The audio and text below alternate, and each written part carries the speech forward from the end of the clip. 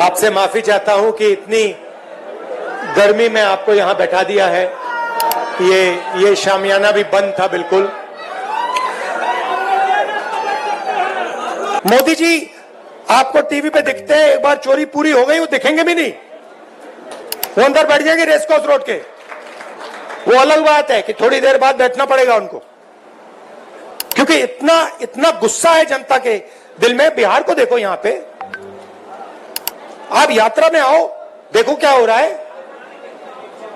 मतलब लाखों लोग आ रहे, कह रहे, बच्चा बच्चा कह रहा है वोट चोर वोट चोर वोट चोर। अच्छा, बच्चे को समझ आ गई बात। मेरे पास बच्चे आ रहे हैं, कान में कह रहे हैं वोट चोर है, वोट चोर मोदी वोट चोर है, और मीडिया वालों की बात समझ नहीं आ रही। अच्छा, इनसे पूछना, एक बात पूछना इनसे कि जो भी राजनीतिक बदलाव आता है, क्रांति आती है, बिहार से आती। और मैं सोचता था, हां गांधी जी चंपारण आए थे, बिहार में क्रांति होती है, मगर कैसे होती है। और इस यात्रा में मुझे दिखा कि भैया, आपसे माफी चाहता हूं कि इतनी गर्मी में आपको यहां बैठा दिया है। ये शामियाना भी बंद था बिल्कुल।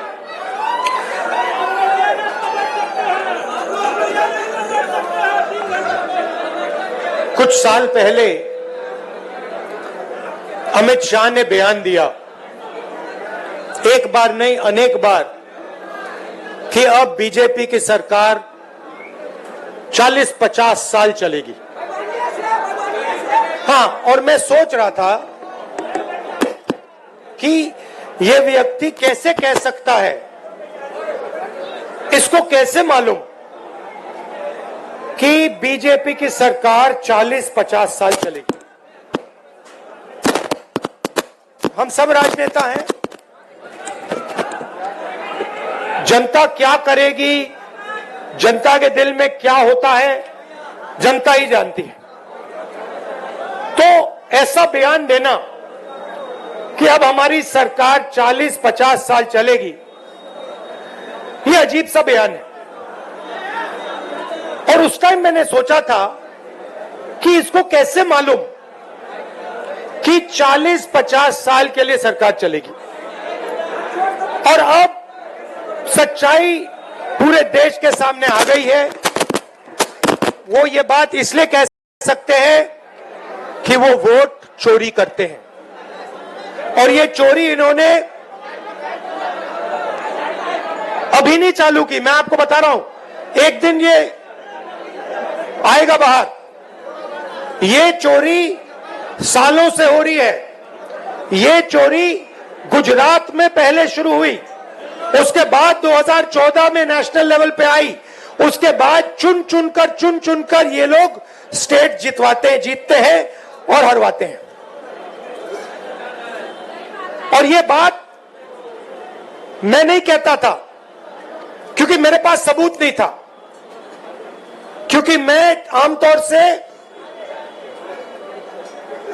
ऐसे मंच पर मैं झूठ नहीं बोलता हूं। मैं वही बोलता हूं जो सच है, जिसके बारे में मुझे पूरी जानकारी है। इसलिए मैंने बहुत सालों, मुझे लगा, और आप सबको भी लगा, मुझे लगा कि कुछ ना कुछ गड़बड़ है। मगर हम जिम्मेदार राजनेता हैं, तो मैंने कहा जिस दिन तक सबूत नहीं मिलेगा, उस दिन तक मैं खुलकर नहीं कहूंगा कि वोट चोरी हो रही है। और फिर क्या होता है, महाराष्ट्र और हरियाणा के चुनाव आते हैं, सबसे पहले डेट बदल देते हैं, चुनाव की डेट बदल देते हैं। जो इलेक्शन कमीशन को चुनने का तरीका है, मैं मोदी जी के साथ बैठा हूं, मैं आपको बताता हूं चुनने का क्या तरीका है। चुनने का तरीका है, प्रधानमंत्री डिसाइड करता है इलेक्शन कमिश्नर कौन बनेगा। वहां पे विपक्ष के नेता को बैठा देते हैं, वो सीधा कहते हैं भैया हमें हमें लग रहा है कि इस आदमी को बनना चाहिए, विपक्ष का नेता रोक नहीं सकता। फिर 2023 में, भैया शांत हो जाए, 2023 में बीजेपी ने एक नया कानून बनाया। क्या था कि इलेक्शन कमिश्नर पर कोई केस नहीं लगाया जा सकता है। आप सोचिए, हिंदुस्तान के सब नागरिक पर केस लगाया जा सकता है। आप कुछ गलत करो, पुलिस आ जाएगी, एफआईआर हो जाएगा। 2023 तक इलेक्शन कमीशन और इलेक्शन कमिश्नर पर केस किया जा सकता था। 2023 में छुपे छुपे बीजेपी ने कानून बदला। नया कानून कहता है कि इलेक्शन कमिश्नर पर कोई जुडिशियल कार्रवाई नहीं की जा सकती, कोई केस नहीं लगाया जा सकता। अब आप पूछिए अपने आप से कि यह कानून क्यों बनाया गया? चोरी करवाने के लिए, कि ये लोग बिना डरे चोरी कर पाए। तो महाराष्ट्र में इन्होंने क्या गलती की, ये थोड़ा ज्यादा कर दिया। गलती से ये डरे हुए थे, तो इन्होंने कहा कि भैया महाराष्ट्र का चुनाव है, हरियाणा का चुनाव है, इसको जीतना है। इन्होंने चोरी थोड़ी ज्यादा कर दी, हमने पकड़ ली। जैसे अगर कोई आपके बटुए से 10 रुपए चोरी करे, शायद आपको पता ना लगे, मगर अगर एक दिन आपके बटुए में से 1000 रुपए गायब हो गए तो आप कहोगे भैया ये तो किसी ने चोरी की है। यही हुआ हरियाणा में और महाराष्ट्र में। महाराष्ट्र में आप सुनिए, महाराष्ट्र में लोकसभा में हमारी पार्टी जीतती है, स्वीप करती है। ज्यादा से ज्यादा सीटें महाराष्ट्र में हमारा गठबंधन जीतता है। 4 महीने बाद हमारी 3 पार्टियां वहां पे, बड़ी बड़ी पार्टियां हैं, गहरी पार्टियां हैं, कांग्रेस पार्टी, एनसीपी, शिवसेना, तीनों मिलकर लड़ रही थी, गायब हो गई। तीनों की तीनों गायब हो गई। मतलब हमें 15 सीट मिल रही है, शिवसेना को, एनसीपी को मिला, सबको मिला के 25-30 सीटें मिल रही हैं। तो हमने पता लगाना शुरू किया। पता क्या लगा कि लोकसभा के बाद इलेक्शन कमीशन ने लाखों, तकरीबन 1 करोड़ से थोड़े कम नए वोटर लिस्ट में डाल दिए। नए वोटर लिस्ट में डाल दिए, और जहां भी नए वोटर आए वहां पे बीजेपी जीती। हमारे वोट कम नहीं हुए। अगर लोकसभा में हमें 100 वोट मिले, विधानसभा में हमें 100 वोट मिले, हमारे वोट कम नहीं होते, बीजेपी के बढ़ते हैं। कहां बढ़ते हैं? जहां नए वोटर आए। और हमने पूछा इलेक्शन कमीशन से कि भैया बताइए ये हैं कौन, ये कहां से आए, इनकी लिस्ट दीजिए हमें। इलेक्शन कमीशन कहता है नहीं देंगे। क्या कर लोगे? हम नहीं देंगे। उसके बाद हमने कहा देखिए वीडियोग्राफी का कानून है, आपने देखा होगा पोलिंग बूथ में वीडियो कैमरा लगे हुए हैं, देखा आपने? हमने कहा चलो लिस्ट नहीं देनी तो वीडियोग्राफी दे दो, हम देखना चाहते हैं कितने लोगों ने वोट किया, कब किया। कहते हम नहीं देंगे। और उसके बाद उन्होंने कानून बदल दिया और कहा कि 45 दिन के अंदर वीडियोग्राफी को रद्द कर दिया जाएगा, डिस्ट्रॉय कर दिया जाएगा। तो महाराष्ट्र में हमने पकड़ लिया इनको, हरियाणा में भी यही किया। फिर मैंने क्या किया, मैंने कांग्रेस पार्टी के हमारे जो लोग हैं उनसे कहा कि एक काम करो, कर्नाटक में एक सीट में जाकर गहराई से देखो हुआ क्या। तो बेंगलोर सेंट्रल सीट हमने चुनी और उसमें एक असेंबली में हमने काम शुरू किया। कागज की लिस्ट थी 8 फुट कागज के, मतलब इतने बड़े 200-300 किलो के लिस्टें थी कागज की। उसमें क्या करना है? आपका नाम क्या है? हाँ, आपका नाम? हाँ, उसमें क्या करना पड़ा हमें? मोहम्मद अख्तर जी का चेहरा लाखों दूसरे चेहरों से फोटोग्राफ को मिलाना पड़ा। मतलब इनकी फोटो देखी और हर फोटो से मिलानी पड़ी। इनका नाम देखा, हर नाम से मिलाना पड़ा। इनका एड्रेस देखा, हर एड्रेस से मिलाना पड़ा। 6 महीने लगे। 30-40 लोग 16-16 घंटे काम किए। हमें पता लगा कि महादेवपुरा असेंबली में 1 लाख फर्जी वोटर थे। कोई वोटर 4-5 बार उसका नाम आ रहा है, इस बूथ में आ रहा है, इस बूथ में आ रहा है, इस बूथ में आ रहा है, उस बूथ में आ रहा है। छोटा सा घर है, 1 बेडरूम का घर है, उसमें 70-80 लोग रहते हैं। जब हमने आदमी भेजा, भाई पता लगाओ इसमें 70 लोग रहते हैं, कहते भैया यहां तो कोई रहता नहीं है, यहां तो 4 लोग रहने। 1 लाख नए वोटर इन्होंने एक असेंबली में ऐड कर दिए। अब सुनिए, अगर आप उस असेंबली को हटा दो, माधेपुर वो बेंगलोर सेंट्रल में 7 असेंबली हैं, अगर आप उस असेंबली को हटा दो तो 6 की 6 में कांग्रेस पार्टी जीत रही थी। अगर आप वो एक असेंबली जोड़ दो, वो जो 1 लाख वोटर ऐड किए वो सारे के सारे बीजेपी को गए और बीजेपी लोकसभा जीत गई। अब हमने प्रेस कॉन्फ्रेंस की, देश के सामने, दुनिया के सामने, और दूध का दूध पानी का पानी हो गया। आप नोट करो, बीजेपी के एक नेता ने, आमतौर से हर चीज पे टिप्पणी करते हैं, मेरे प्रेस कॉन्फ्रेंस पे बीजेपी के एक नेता ने बयान नहीं दिया। मोदी जी ने एक शब्द नहीं बोला, अमित शाह ने एक शब्द नहीं बोला। जब चोर को पकड़ा जाता है, चोर बिल्कुल चुप हो जाता है।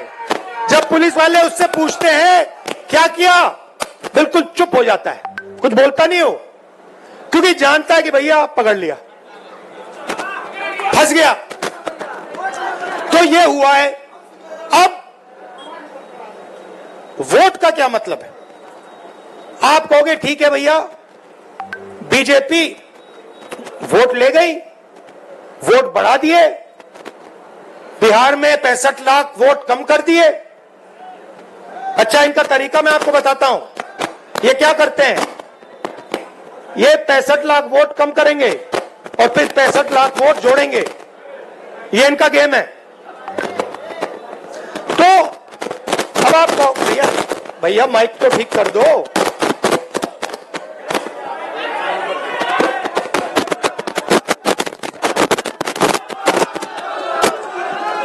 हेलो, जस्ट गेट ये भैया कह रहे हैं कि हिल रहा है इसलिए माइक नहीं चल रहा। भैया ये बिहार की क्या हालत है कि मेज हिल रही है तो माइक नहीं चल रहा। तो अब आप कहोगे ठीक है भैया इलेक्शन चोरी कर रहे हैं, तो क्या हुआ, मैं आपको बताता हूं। देखिए, इस संविधान में लिखा है कि हिंदुस्तान के हर नागरिक को 1 वोट मिलेगा।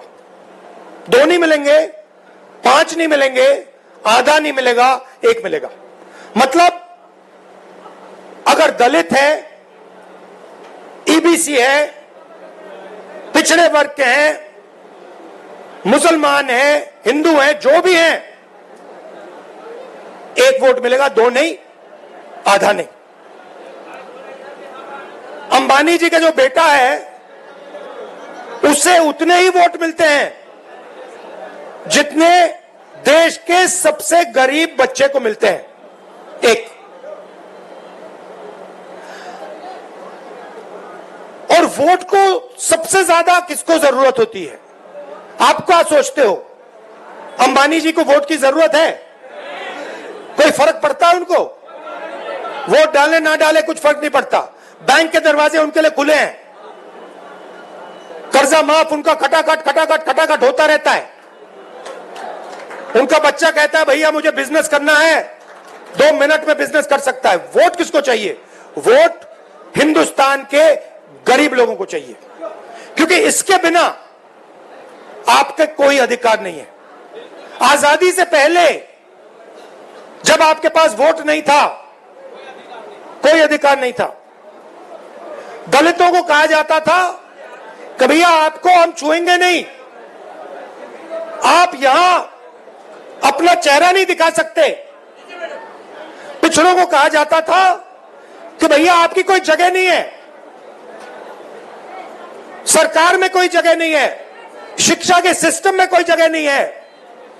ये सारा का सारा जो आया है, ये आजादी के बाद संविधान के कारण आया है।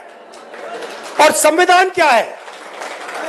अगर जिस दिन आपने वोट खत्म कर दिया, उस दिन इसका कोई मतलब नहीं रहता है। जो इसमें जो शक्ति है, ये किताब नहीं है, ये हिंदुस्तान की शक्ति है, हिंदुस्तान की आत्मा की शक्ति है। वो शक्ति इसमें कहां से आती है? वोट से आती है। वोट निकाल दिया तो जो भी इसमें लिखा है उसका कोई मतलब नहीं है, क्योंकि शक्ति नहीं है उसमें, पावर ही नहीं है, दम ही नहीं है। दम वोट से आता है। अब मोदी जी ने पहले कहा, याद रखिए, ये जो आरएसएस के लोग हैं, ये तिरंगा को सैल्यूट नहीं करते थे, ये नहीं करते थे।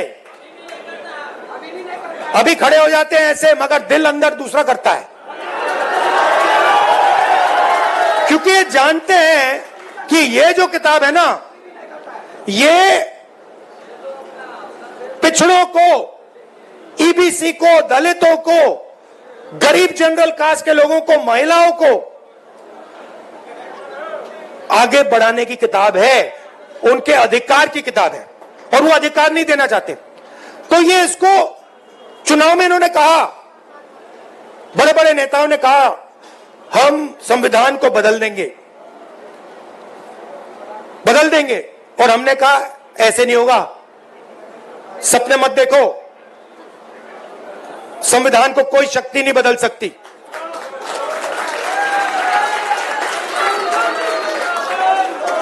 मगर हमें यह नहीं मालूम था, शक था मगर सबूत नहीं था कि ये इसको खत्म करने में लगे हुए हैं, क्योंकि ये वोट चोरी कर रहे हैं। तो हम आके यहां भाषण देंगे, मैं भाषण दे रहा हूं और मैं कहना चाहता हूं, जो तेजस्वी जी ने कहा, अंबेडकर जी का सपना, गांधी जी का सपना, कर्पूरी ठाकुर जी का सपना, उसको पूरा करना चाहते हैं। मगर अगर वोट नहीं है, उसको कोई मतलब नहीं है। हम यहां जितने भी भाषण करना चाहें, हम कुछ नहीं कर पाएंगे अगर वोट नहीं है। मैंने भाषणों में कहा भैया 50% की जो दीवार है रिजर्वेशन की, उसको हम तोड़ देंगे, बिना वोट के नहीं तोड़ सकते, सवाल नहीं उठता। हम मतलब भाषण देते रह जाएंगे। अगर वोट चला जाएगा, आरएसएस का कंट्रोल हिंदुस्तान की संस्थाओं पर होगा, और जो प्रगति होनी चाहिए वो नहीं होने वाली। इसलिए हमने वोटर अधिकार यात्रा यहां शुरू की। आप क्या सोचते हो, एक बार आपका वोट चला गया, उसके बाद भैया राशन कार्ड जाएगा, उसके बाद आवास जाएगा, उसके बाद जमीन जाएगी? ये अंबानी आता, अदानी आता है, और किसानों की जमीन ले जाता है, किसान लड़ कैसे पाते हैं? लड़ इसलिए पाते हैं क्योंकि यह है, क्योंकि किसान कहता भैया अगर आपने हमारी जमीन ली तो देखना चुनाव में हम आपको दिखा देंगे। अगर यह चला गया तो किसान कुछ नहीं कर पाएगा, मजदूर कुछ नहीं कर पाएगा, सारा का सारा डर जो है चला जाएगा। मोदी जी आपको टीवी पे दिखते हैं, एक बार चोरी पूरी हो गई वो दिखेंगे भी नहीं, वो अंदर बैठ जाएंगे रेसकोर्स रोड के। वो अलग बात है कि थोड़ी देर बाद बैठना पड़ेगा उनको, क्योंकि इतना गुस्सा है जनता के दिल में। बिहार को देखो, यहां पे आप यात्रा में आओ, देखो क्या हो रहा है। मतलब लाखों लोग आ रहे, कह रहे, बच्चा बच्चा कह रहा है वोट चोर वोट चोर वोट चोर। अच्छा, बच्चे को समझ आ गई बात। मेरे पास बच्चे आ रहे हैं, कान में कह रहे हैं वोट चोर है, वोट चोर, मोदी वोट चोर है, और मीडिया वालों की बात समझ नहीं आ रही। अच्छा, इनसे पूछना, एक बात पूछना इनसे, अभी मीटिंग के बाद इनसे पूछना, भैया एक बात समझाइए, ये जो आपके एंकर हैं, ये जो आपके एडिटर हैं, इनमें ईबीसी ओबीसी दलित क्यों नहीं दिखाई देते? ये जो बड़े बड़े रिपोर्टर हैं, ये करते हैं, टॉक शो करते हैं, डिबेट करते हैं, इनसे पूछिए भैया 90% आबादी इसमें है क्यों नहीं? एक आपको ओबीसी नहीं मिलेगा, एक दलित नहीं मिलेगा, एक बैकवर्ड नहीं मिलेगा, नहीं मिलेगा, पूछ लो, एक नहीं मिलेगा। ये भैया आपकी आवाज नहीं है, ये बात याद रखिए, ये नरेंद्र मोदी की आवाज है, इनकी गलती नहीं है बेचारों की। देखिए, इनको सैलरी लेनी है, इनको बच्चों को स्कूल भेजना है, इनकी गलती नहीं है, इनके मालिकों की बात कर रहा हूं, इनकी मजबूरी है बेचारों की, है ना। तो देखिए, मैं आपको बताता हूं,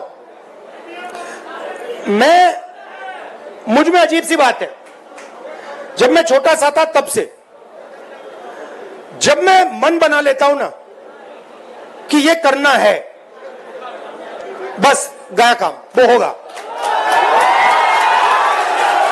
और मैं बता रहा हूं, मैं मतलब आधा काम नहीं करता हूं।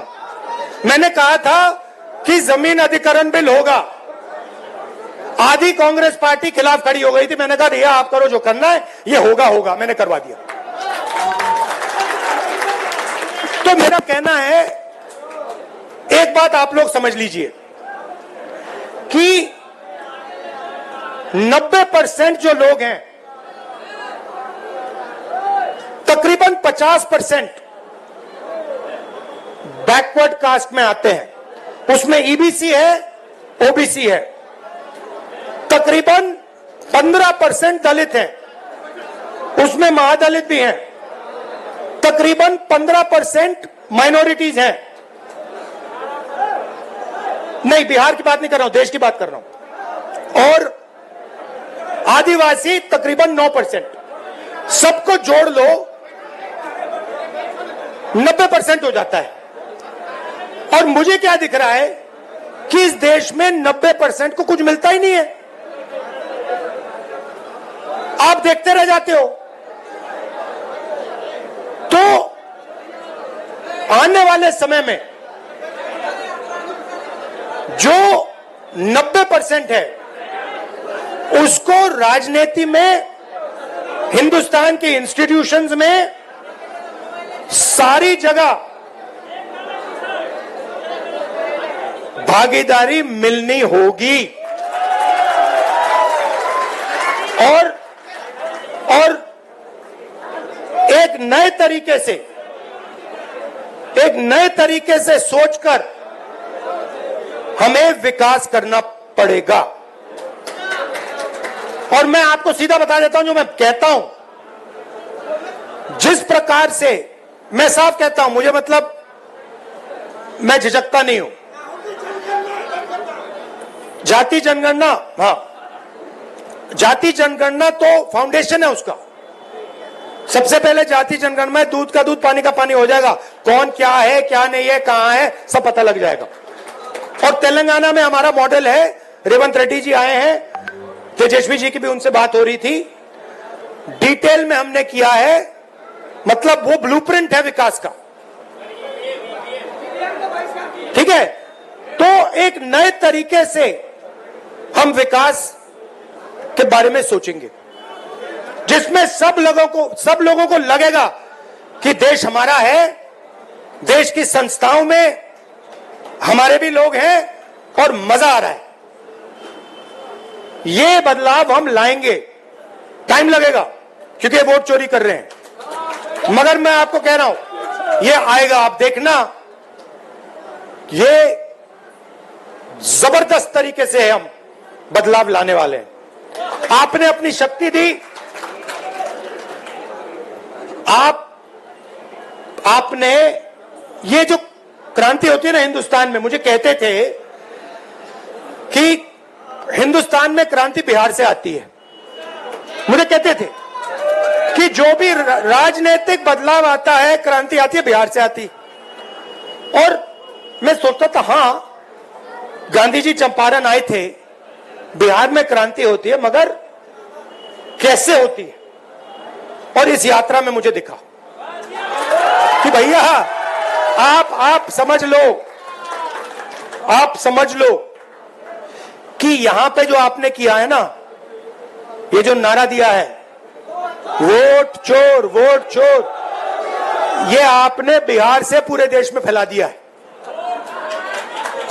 पूरे देश में फैला दिया आपने। अब मोदी जी भाषण देंगे और वहां पे उनके सामने छोटे छोटे बच्चे कहेंगे वोट चोर वोट चोर वोट चोर, लग गया ठप्पा। तो मैं आपका धन्यवाद करना चाहता हूं, और जिन्होंने रास्ता दिखाया, किसने? कर्पूरी ठाकुर जी ने, मंडल जी ने, अंबेडकर जी ने, गांधी जी ने, जिन्होंने हमें रास्ता दिखाया, उनका मैं दिल से धन्यवाद करता हूं। नमस्कार, जय हिंद।